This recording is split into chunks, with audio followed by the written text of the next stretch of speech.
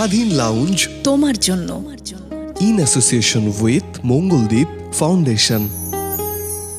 Hello everyone, সবাইকে welcome করছি radio স্বাধীন 92.4 FM এ। অ্যান্ড অবশ্যই আমাদের সেই বিশেষ আয়োজন যার নাম স্বাধীন লাউঞ্জ তোমার জন্য।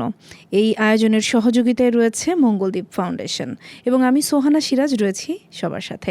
আমার সঙ্গে প্রত্যেক পর্বেই একজন করে বিশেষ অতিথি যুক্ত থাকেন। আমার সঙ্গে আজ যে বিশেষ অতিথি আছেন, চলুন তার সাথে একটু পরিচিত হয়ে নেই সকলে। হ্যালো অর্ণব, কেমন আছো?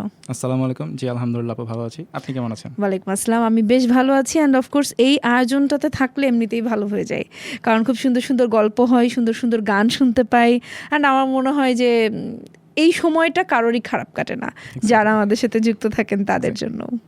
সো যারা যারা আমাদেরকে দেখছেন এবং শুনছেন, চাইলেই নিজের মনের কথা জানাতে পারছেন যে ঠিক কেমন লাগে আমাদের এই আয়োজনটা আপনার, সেই কথাগুলো লিখে জানাতে পারেন। আমরা ফেসবুকে রয়েছি, একই সাথে আমাদেরকে আপনি ইউটিউবেও কিন্তু দেখতে পাচ্ছেন। সো যে কোনো জায়গাতেই আপনার নিজের যে মতামত রয়েছে সেটা কমেন্ট সেকশনে লিখে জানাতে পারেন। এবং তার পাশাপাশি যারা রয়েছেন গান গাইতে ভালোবাসেন এবং এই প্ল্যাটফর্মে পারফর্ম করতে চান, তারাও কিন্তু অফকোর্স আমাদের সাথে যোগাযোগ করতে পারেন। আপনার নিজের গানের একটা ক্লিপ গিয়ে রেকর্ড করে বা ভিডিও করে আমাদের রেডিও স্বাধীনের ফেসবুক পেজটাতে ইনবক্স করুন। যোগাযোগ করব কিভাবে আমরা, সেটাও আমাদেরকে জানাতে পারছেন। সো চলুন আজকে আমরা মূল গল্পে বা মূল আড্ডায় চলে যাই অর্ণবের সাথে।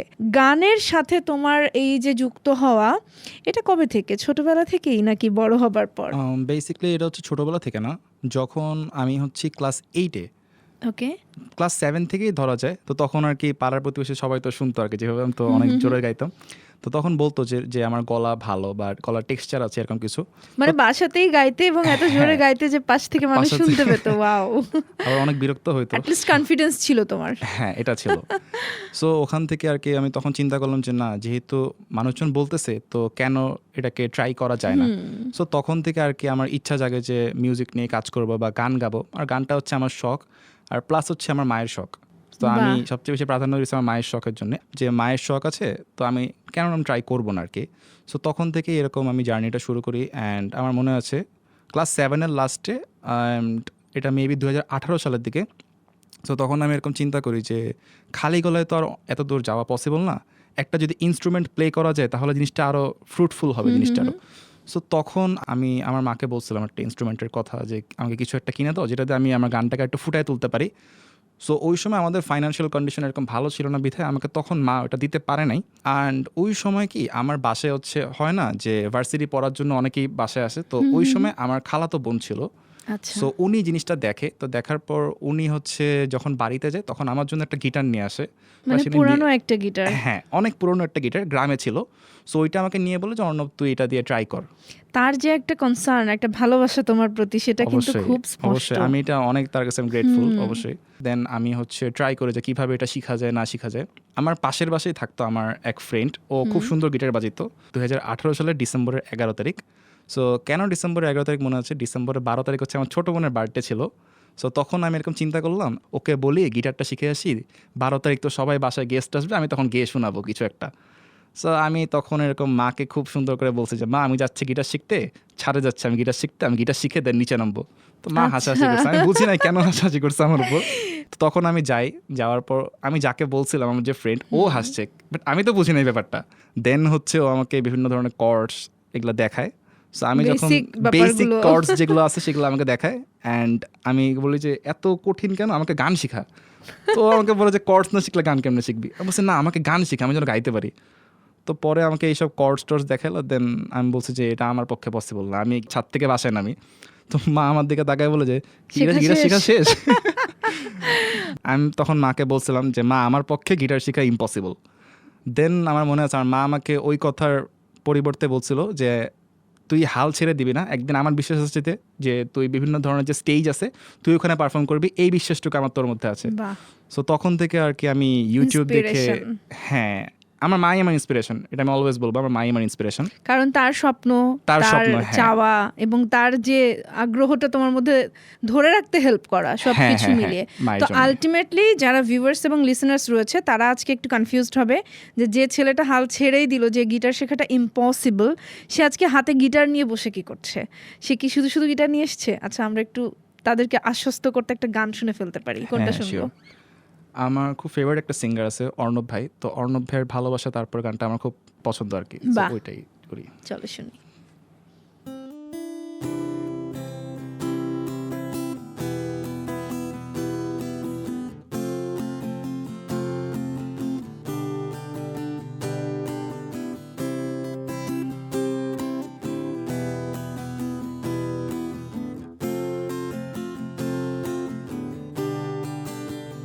কষ্টগুলো সে করে ছড়িয়ে ওই ভয়ানক একা চাঁদটার সাথে স্বপ্নের আলোতে যাব বলে, যখন চোখ ভিজে যায় রাতে কষ্টগুলো সে করে ছড়িয়ে ওই ভয়ানক একা চাঁদটার সাথে স্বপ্নের আলোতে যাব বলে, যখন চোখ ভিজে যায় রাতে ভালোবাসা তার পর দিতে পারে গত বর্ষার সুবাস, বহুদিন আগে তারাদের আলো শূন্য আধার আকাশ, ভালোবাসা তার পর দিতে পারে গত বর্ষার সুবাস, বহুদিন আগে তারাদের আলো শূন্য আধার আকাশ।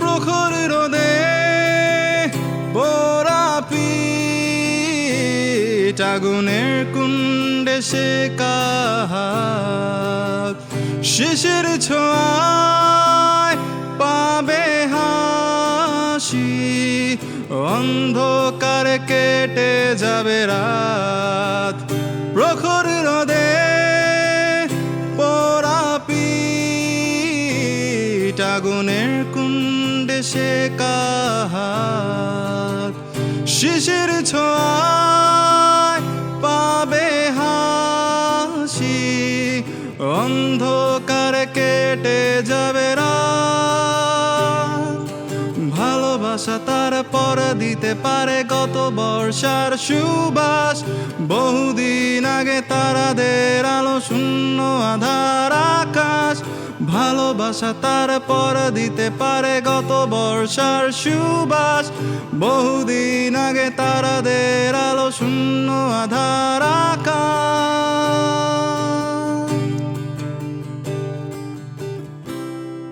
Thank you. Thank you so much. এবং অর্ণবের গান অর্ণব গাইছে, ব্যাপারটা আলাদা না, একটু মানে অন্য লেভেলের একটা ভালো লাগা কাজ করবার কথা। হ্যাঁ, গিটার শেখাটা আলটিমেটলি তারপর থেকে আবার কি করে মনে হলো যে না পারবো? মায়ের এক কথাতেই কি আবার মনে হলো, মন বসে গেল গিটারে, নাকি নিজের থেকে আবারও মনে হলো যে না গিটারটা ছাড়া আসলে চলবে না? ইচ্ছা ছিল যে আমি গান গাবো। যখন আমি ইউটিউবে ভিডিও দেখতাম যে বিভিন্ন পার্সনরা হচ্ছে গান গিটার হাতে নিয়ে গান গাইতো, খুব দেখতে খুব সুন্দর লাগতো। আচ্ছা। তার বললাম যে কেন আমি পারবো না? হ্যাঁ, আমার মধ্যে এই জেদটা ছিল যে কেন আমি পারবো না, আমি ট্রাই করি। সো দেন আমি হচ্ছে ইউটিউব দেখে স্টার্ট করি। সো ইউটিউবে তো গুছানো এরকম কিছু থাকে না, আর ওই সময় এমন অবস্থা ছিল যে আমি কোনো জায়গায় যে শিখবো সেই আমি জিনিসটাও পাইনি।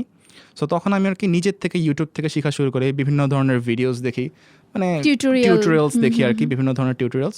সো ওভাবে করতে করতে আমার মনে হচ্ছে যে এমন একটা পর্যায়ে চলে গেছিলো যে আমি তখন হচ্ছে ইউটিউব ভিডিও ছাড়া কিছু বুঝতাম না।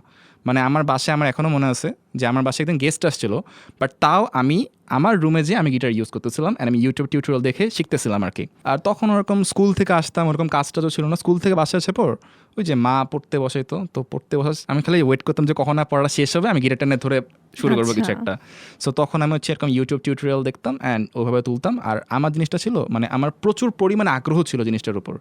সো আগ্রহ না থাকলে আই গেস আমি এতদূর পর্যন্ত আসতে পারতাম না।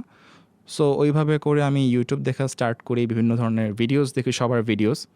তো করতে করতে অ্যাটলিস্ট 7 থেকে 8 মাস অ্যাট লাস্ট আমি একটা গান তুলতে পারি। একটা গান তুলে দেন আমার মনে আছে আমি একটা লাইভ করছিলাম। ওটা আমার কাজিনের ফেসবুক দিয়ে আর কি, তখন আমার ছিল না। সো ওইটা আমার ফার্স্ট লাইভ, অ্যান্ড আমি দেখছিলাম যে ওখানে 200 জন ভিউয়ার্স ছিল, এখানে 200 জন ছিল। তো আমার কাছে এটা অনেক লাগছে যে আমার গান 200 জন মানুষ দেখছে কারেন্টলি ওয়াচিং, হ্যাঁ কারেন্টলি ওয়াচিং এ 200 জন, এটা আমার কাছে খুব বেশি ছিল আর কি। So definitely it is. হ্যাঁ যেহেতু আমি ফার্স্ট কোনো গান 200 জন মানুষকে এনগেজ করে রাখা, হ্যাঁ এবং কন্টিনিউয়াসলি ছিল আর কি। সো তখন থেকে হচ্ছে আমার যে না আমি পারবো, একটা গান যেহেতু করতে পারছি আমি সবগুলোই পারবো। সো দেন 2018 পরে 2019 সাল থেকে আমি একদম রীতিমতো লেগে পড়ি অ্যান্ড বিভিন্ন ধরনের কভার গান আপলোড করি। আমি একটা ইউটিউব চ্যানেল খুলি। তো দেন ওখান থেকে সাবস্ক্রাইবার আসে, ভিউজ আসে। আমার মনে আছে যখন আমার 1000 ভিউজ ছিল, আমার কাছে এটা অনেক কিছু ছিল। 1000 ভিউজ, আমার গান 1000 পিপল দেখছে। সো তখন আমার কাছে মোটিভেশন জায়গা যে না আমি আরও ভিডিওস বানাই, নিজেকে আরও ইমপ্রুভ করে ডেভেলপ করি। দেন করতে করতে আজকে এখানে এতদূর পর্যন্ত আসা, আলহামদুলিল্লাহ। একটু একটু করে। কোন গানটা ছিল যেটা আসলে আপলোড করেছিল ফার্স্ট, যে অনেক মানুষ দেখছিল? আমার ফার্স্ট আপলোড করা ইউটিউবের ভিডিও ছিল হচ্ছে ওরে নীল দরিয়া। আচ্ছা, সো এটা ছিল আমার ফার্স্ট আপলোড করা ভিডিও। আমি শিল্পী নই, কিন্তু আমার কাছে মনে হয় যে গানটা না বেশ কঠিন। মানে গানটা শুনে যতটা মনে হয় যে গানটা তো খুব কাছের, খুব সহজ, খুব আপন আপন লাগে শুনলেই, কিন্তু গানটা যারা পারফর্ম করে আমার কাছে মনে হয় যে খুবই ডিফিকাল্ট। হ্যাঁ অনেক গানের থেকে এই গানটা অনেক ডিফিকাল্ট। গান কভার করো তখন কি ব্যাপারগুলো মাথায় কাজ করে যে কোন গানটা আসলে কভার করতে একটু স্বাচ্ছন্দ্য লাগবে, এটা ভেবেই নিশ্চয়ই করো, নাকি একটু চ্যালেঞ্জিং কিছু ট্রাই করতে ভালোবাসো? কোনটা? ট্রেন্ড ফলো করে, যে ট্রেন্ডে এগুলো চলতেছে এইগুলো আমি কভার করি। দেন আমার মধ্যে আসে হচ্ছে যদি এইটা না হয় দেন হচ্ছে বাংলা কোনো গান আর হিন্দি কোনো গান, এরকম। ওকে, এটা কিন্তু বেশ ভালোই লাগলো যে তুমি বাংলার বাইরে হিন্দি গানও করছো, বাংলাও করছো। যারা আসলে যার গান কভার হোক শুনতে পছন্দ করে, একটা গান যখন ট্রেন্ডিং আসে তারাও কিন্তু রিকোয়েস্ট করতে থাকে ওই আর্টিস্টকে যে গানটা কবে কভার করবেন। এটা আমি নিজেও দেখেছি অনেকের ক্ষেত্রে, শুনেছিও।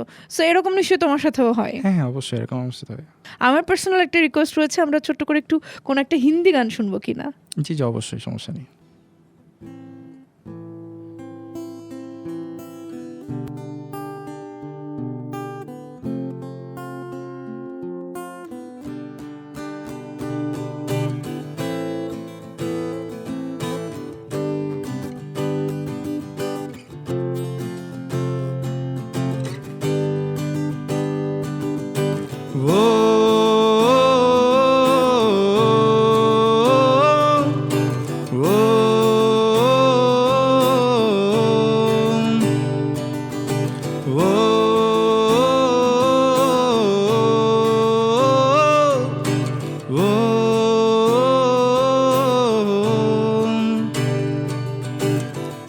आसा नहीं यहाँ आशिक हो जाना, पलकों पे काट को सजाना।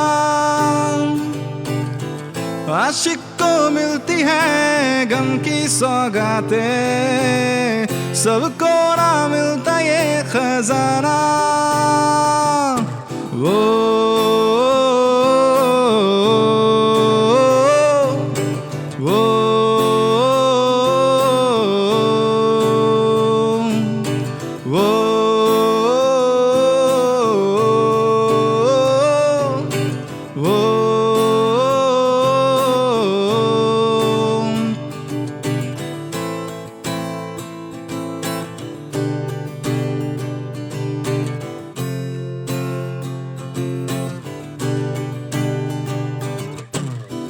बातों से आगे, वादों से आगे, देखो जरा तुम कभी हो।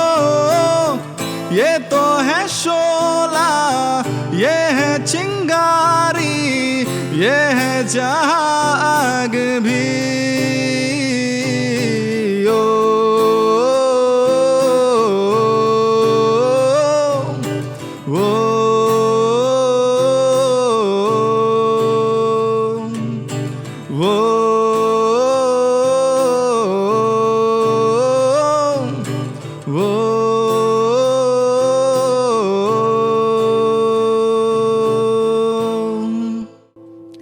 Thank you so much much, গানটা আমার খুব পছন্দের Welcome. এবং এখনো পর্যন্ত এই 2026-এ এসেও কিন্তু গানটা আমার মনে হয় যে কারোর কাছেই পুরনো মনে হয় না। হ্যাঁ হ্যাঁ মনে হয় যে যেদিনই শুনছি মনে হচ্ছে এই গানটাই তো ট্রেন্ডিং এখনই আছে, এরকম একটা গান।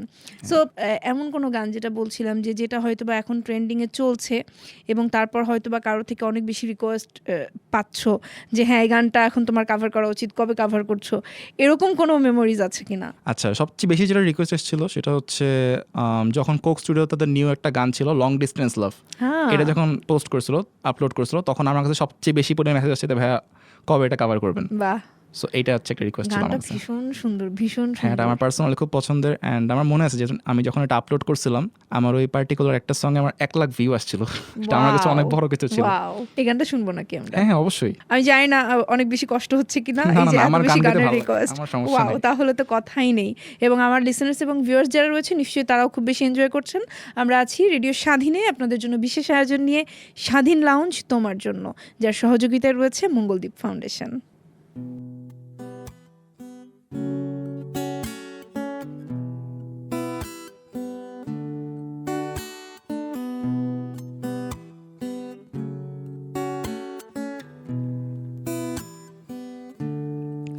না এলো না সে থাকে কার ভরসায়, এ কথা যায় বাতাসে মিশে যায়, সে আসে না থাকে না শত বারণে, দরজায় দাঁড়িয়ে থাকা দায়, না গেল না আর আশা রাখা গেল না, এ কথা যায় আধারে সে মিলায়, সে আসে না থাকে না শত কারণে, দরজায় দাঁড়িয়ে থাকা দায়, যদি বিরহ থাকে আমিও থাকি, কে বলো শেষ হবে আগে, কেন যে এত ভালোবাসা মরে যায়, শুধু সময় মনে রাখে এত শূন্যতা, এ মনে রাখি যে আমি, দেখে না কেউ তো আর,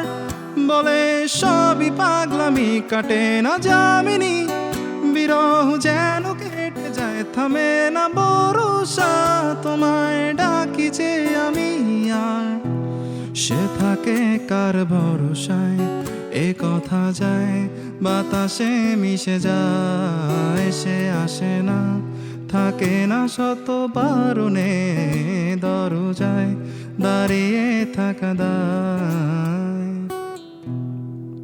thank you. Thank you so much. এই গানটা আসলে সবার খুব পছন্দ হয়েছিল এই সময়টাতে। হ্যাঁ। অ্যান্ড যদিও গানটা নিয়ে অনেকটা সমালোচনাও হয়েছে, হ্যাঁ, controversy হয়েছে হ্যাঁ অনেক। ভীষণ রকম হয়েছে, কিন্তু তারপরেও আমার মনে হয় যে দিন শেষে সবাই একটু একটু করে ওই গানটা পছন্দ করতে শুরু করে। ব্যক্তিগতভাবে আমার কথা যদি আমি বলি, আমিও গানটা প্রথমে পছন্দ করিনি। মানে গানটা শুনছিলাম, কোথাও গিয়ে মনে হচ্ছিল যে না একটা কেমন যেন লাগছে, খুব একটা ভালো লাগছে না, মানে কোক স্টুডিওর প্যাটার্নের সাথে যাচ্ছে না, লাইক এরকমই হচ্ছিল আমার কাছেও, যেটা সবাই বলছিল মোরলেস যে কোক স্টুডিও এটা কি বানিয়েছে, কেন এটা বানিয়েছে, মানে এটা কি বানালো, এরকম একটা ব্যাপার। বাট গানটার মধ্যে না একটা জাদু আছে, গানটা 2বার 3বার 4বার না শুনলে গানটার মধ্যে ঢোকা যায় না। আমার কাছে ব্যক্তিগতভাবে এটাই মনে হয়েছে যে গানটা বুঝে উঠতে, গানটা নিজের ভেতর থেকে অনুভব করার জন্য আমার 4 থেকে 5 বার শুনতে হয়েছে। শোনার পরে না গানটা আমার কাছে মনে হলো যে একটা মোহ তৈরি করে দিল, যে এই গানটা লুপে রেখে সারা দিন কাজ করা যায়, সারা রাত জেগেও শোনা যায়, মানে যে কোনো পরিস্থিতিতে যে কোনো মুহূর্তে মন ভালো থাক খারাপ থাক এই গানটা মিশে যায় মনের মধ্যে। মন খারাপ থাকলেও গানটা শুনতে ভালো লাগে, মন ভালো থাকলেও গানটা শুনতে ভালো লাগে, এরকম একটা ব্যাপার। তো এখন একটুখানি অর্ণবের কাছে যাই, যে এখন অর্ণবের মা কতটা খুশি? আচ্ছা, আমি যখনই কোনো পারফর্ম থাকে, আমি সাউথ ইস্ট ইউনিভার্সিটিতে পড়ছি, সো ভার্সিটিতে মোটামুটি একটা ইমেজ আমার ক্রিয়েট হয়েছে আলহামদুলিল্লাহ। সো যখনই ভার্সিটিতে কোনো প্রোগ্রাম থাকে তো সবার আগে আমার নামটা নেওয়া হয় যে অর্ণব পারফর্ম করবে, সেটা আমার কাছে অনেক বড় একটা পাওয়া। সো যখনই আমি পারফর্ম করি, আমি বাসা থেকে যখন যাই, আমার মা খালি আমাকে বলে, আমার মা এবং বাবা দুজনেই আমাকে বলে যে ভিডিও করে আনিস, ভিডিও করে আনিস। মানে ওদের খুব শখ যে আমি যে গান গাচ্ছি আমি কিভাবে পারফর্ম করতেছি বা অডিয়েন্সরা কিভাবে সেটা এনজয় করতেছে। মা সবাইকে বলে এরকম যে আমার ছেলের আজকে পারফর্ম করবে, এরকম। মানে এটা আমার কাছে অনেক, আমার তার জন্য একটা গর্বের জায়গা, তোমার জন্য একটা শান্তির জায়গা, আমার জন্য শান্তির জায়গা, যে না আমার জন্য আমার মা বলতে পারতেছে মানুষের কাছে। এবং এরকমও হয়েছে যে রাস্তায় আমার সঙ্গে অনেক মাঝে মধ্যে হয়েছে যে অনেকে আমাকে চিনে, মনে আমাকে চিনে আমাকে বলে যে ভাইয়া কেমন আছেন, এরকম আপনার গান খুব ভালো লাগে। তো এরকম হয়েছিল, মায়ের সামনে এরকম একদিন বলছিল যে ভাইয়ার গান অনেক বাহ! ভালো লাগে। তাই তখন তো আলাদা একটা হ্যাঁ, সো ওইটাই মানে মা অনেক খুশি হয়, আমাকে অনেক ইন্সপায়ার করে আর কি মা সব জায়গায়। এবং মায়ের সামনেও যখন কেউ তোমাকে বলছে যে ভাইয়া চিনেছি আপনার গান খুব ভালো লাগে, তখন মায়ের জন্য কিন্তু এমনিতে তুমি ভালো করছো এটা যেমন একটা ভালো লাগা, এবং চোখের সামনে দেখা যে আমার ছেলেকে কেউ পছন্দ করছে তার গান থেকে, সবাই চিনছে, এটা তার জন্য কিন্তু আরো বেশি ভালো লাগা কাজ করে। হ্যাঁ অবশ্যই, এটা আলহামদুলিল্লাহ। ডেফিনেটলি একটা অন্যরকম একটা প্রাইড মোমেন্ট মায়ের জন্য। তো মা বা বাবাকে কখনো নিয়ে যাওয়া হয়েছে সরাসরি কোনো একটা পারফরমেন্সে? একদিন আমি পারছিলাম না, একদিন পারছিলাম আর কি। সেটা হচ্ছে বাবার অফিসের একটা প্রোগ্রাম ছিল সাভারের দিকে। সো তখন হচ্ছে আমার বাবা, মা এবং আমার ছোট বোন, আমরা এরকম সবাই মিলে একসঙ্গে আমার গানটা দেখছি, আমি স্টেজে বাহ। ছিলাম। বাহ, এটা আমার কাছে অনেক বড় একটা পাওয়া। চলো গল্প হলো একটা গান শুনে আসি, কোনটা হ্যাঁ শুনবো? অবশ্যই। আমরা গুলবাহার শুনতে পারি। ওকে, ঈশানের ঈশান ভাইয়ের ঈশানের গুলবাহার। গুলবাহার।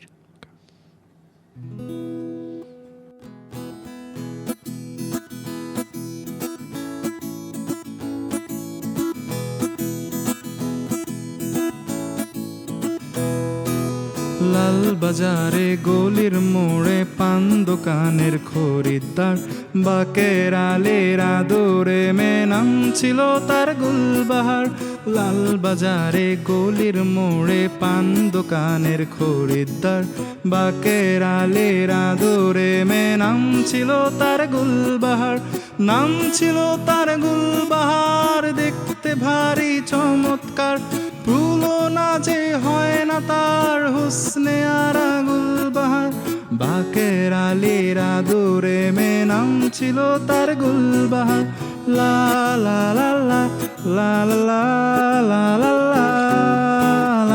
লা লা লা লা লা লা লা লা লা লা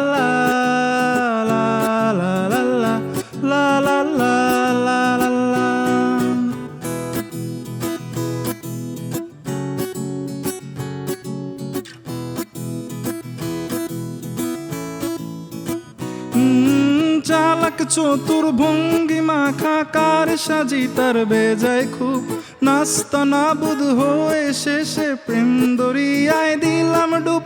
চালাক চতুর ভঙ্গি মাখা কার সাজি তার বেজায় খুব, নাস্তা না বুধ হয়ে শেষে প্রেম দরিয়ায় দিলাম ডুব। দরখাস্ত আদান প্রদান আদর্শ হাক রাগ অভিমান, দরখাস্ত আদান প্রদান আদর্শ হাক রাগ অভিমান, পথে ঘাটে ইন্তেজার হুসনে আরা গুলবাহার। লা লা লা লা লা লা লা লা লা লা লা লা লা লা লা লা লা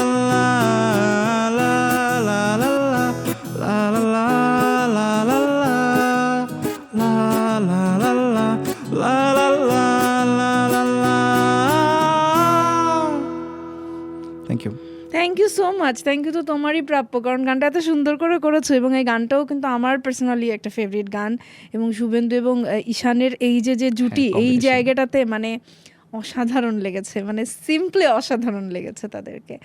এনিওয়ে, অর্ণবের এখন আসলে কি ইচ্ছা, নিজের মৌলিক গান নিয়ে কি ভাবনা আছে? সো আমি একটা গান তুলে রাখছি আর কি, ওটার সুর করছি, সবকিছু করছি, মানে সুর আমার একটা ফ্রেন্ড করছে আর কি। আচ্ছা, সো ওটার ভোকাল আমি দিচ্ছি। টিমওয়ার্ক ছাড়া তো হয় টিমওয়ার্ক না। ছাড়া তো আসলে হয় না, একা কত দূর।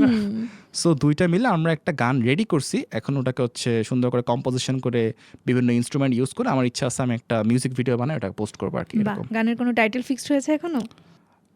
হ্যাঁ, গানটার টাইটেলটা আমরা রাখছি হচ্ছে নির্জীব শহর, বাহ, মানে ঢাকা শহর এরকম কিছু একটা নিয়ে আমি পড়ছি আর কি।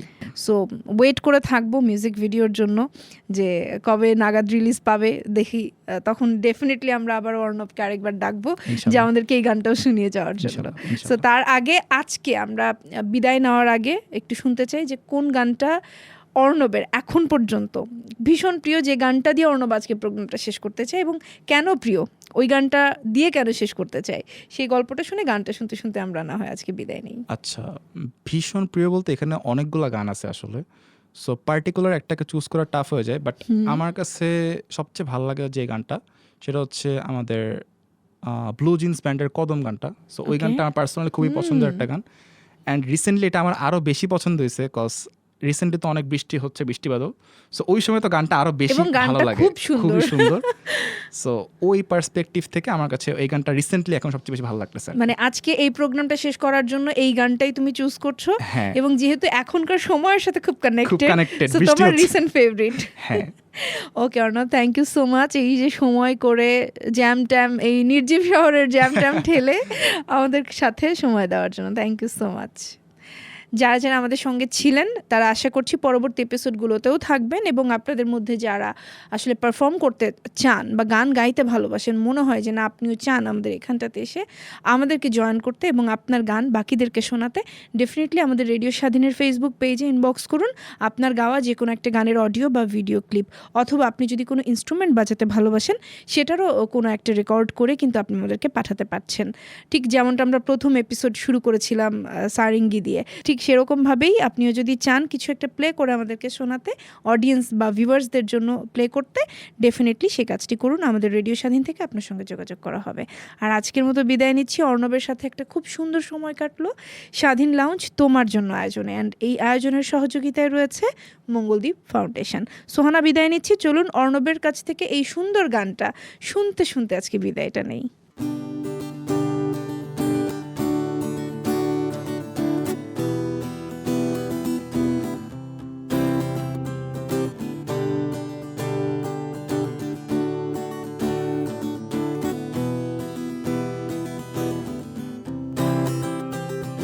তবু এভাবে সময় আমার কেটে যাবে তোমাকে ভেবে, তোমায় নিয়ে স্বপ্নগুলো ভোর হলে যায় যে ভেঙে,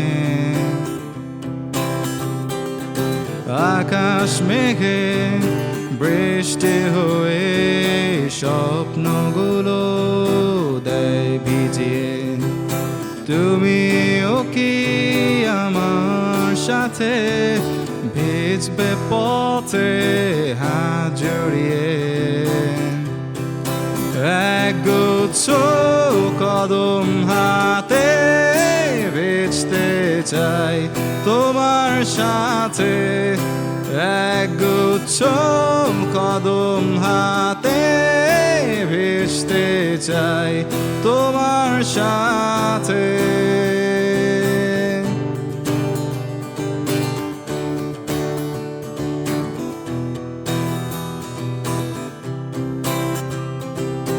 দেখি তোমাকে আছো দাঁড়িয়ে আনমনে নীল শাড়িতে, হাজার ভিড়ে সব ছাড়িয়ে শুধু তুমি আমার চোখে, পথের ধারে তোমার আশায় ভালোবাসার ধূসর আলোতে আছে দাঁড়িয়ে স্বপ্ন নিয়ে, তোমার আকাশে সুর ঝরাতে,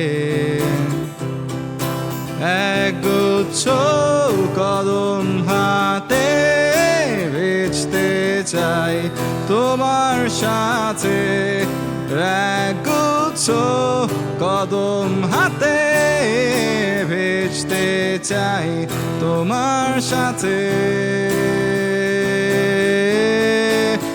একগুচ্ছ কদম হাতে ভিজতে চাই তোমার সাথে, একগুচ্ছ কদম হাতে ভিজতে চাই তোমার সাথে, রোড সাইড ফুড আর বৃষ্টি নীল শাড়িতে লাগছে মিষ্টি, একগুচ্ছ কদম হাতে ভিজতে চাই তোমার সাথে, একগুচ্ছ।